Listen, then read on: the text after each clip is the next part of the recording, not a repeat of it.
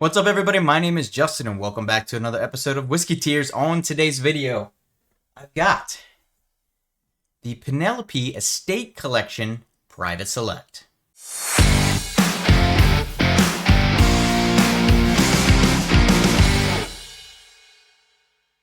Okay, so this is the new Estate Collection, one of the bottles from it. They've got 3 different varieties. One of them has a few different proof points, but this is the Private Select. It is coming in at 101.2 proof. It is aged 9 years, and supposedly this is a blend and a new annual release and unique expressions of our straight bourbon whiskey blends using the finest of our aged barrel stocks. From hand selecting the barrels to creating each blend, Private Select strives to showcase the best in all of us. Blended mash bill.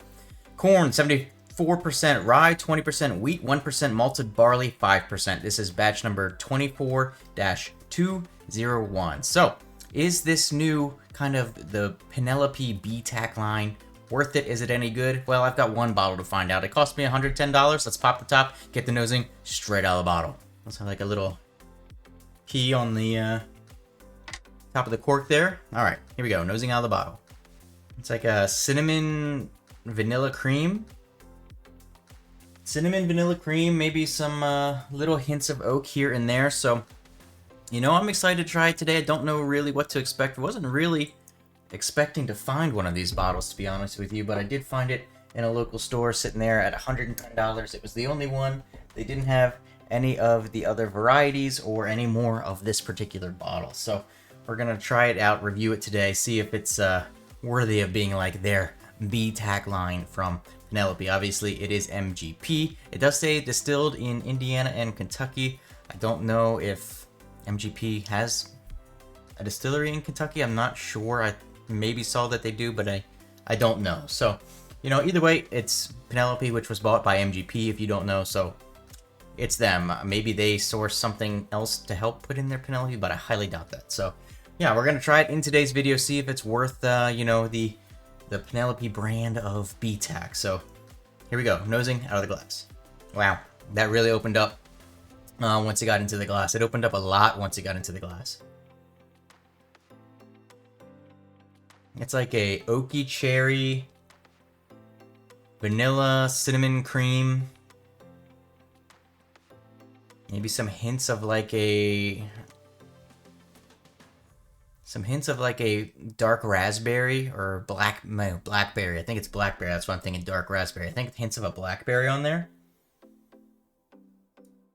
Maybe a little bit of, not nutmeg. What is that?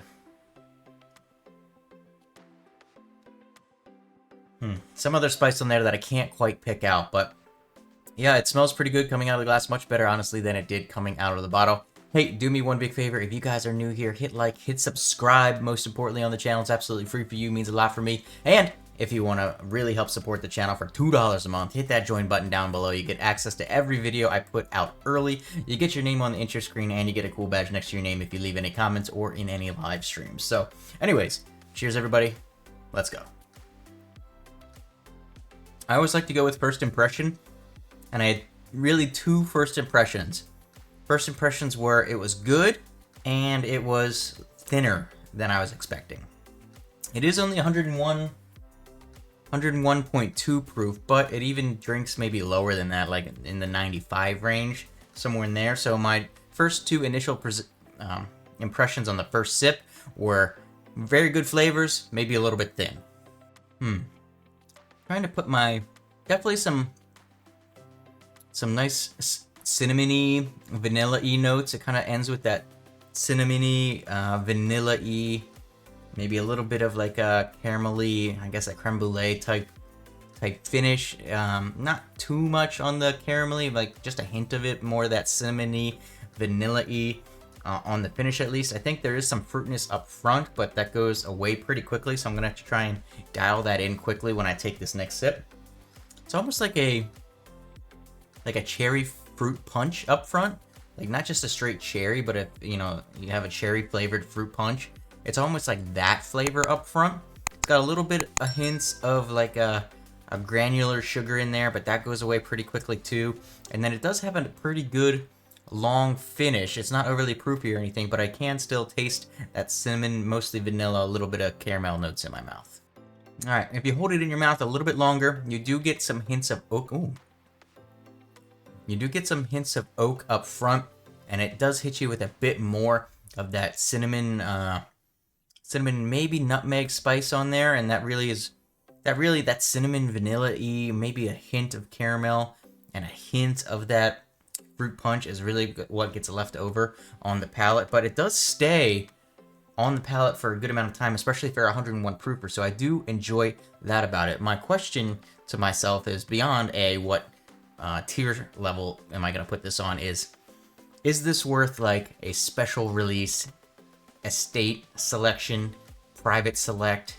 Is it worth I think I bought it for a little bit over MSRP. I got it at 110. I think MSRP is at like 85.90, somewhere around there. So I got it a little bit over, but is it worth that price tag? Is it worth the special estates selection? I mean, it's their first time releasing this, so you would think that they would really want to put something of good quality out there, and it's definitely good.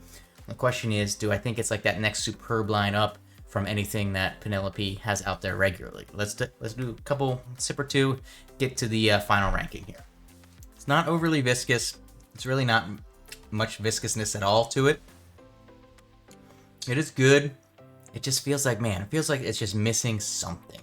Maybe it's that viscosity level. Maybe it's the proof point.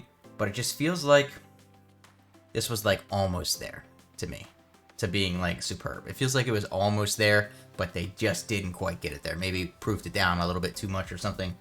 I don't know, but maybe when they tried different proofs, the flavor wasn't as good at those other proofs. So hard to tell with these things when you don't know, what the process of going into it was. But it is good.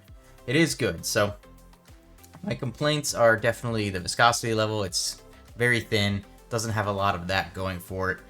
The flavors up front are really nice, but they go away quickly. It does have a long finish, and I enjoy the flavors on the long finish, but it develops very quickly from that initial flavors and then just right into the finish, and then the finish does hang on. So, it's good. I enjoy it. I don't think it's like an incredible release by any means.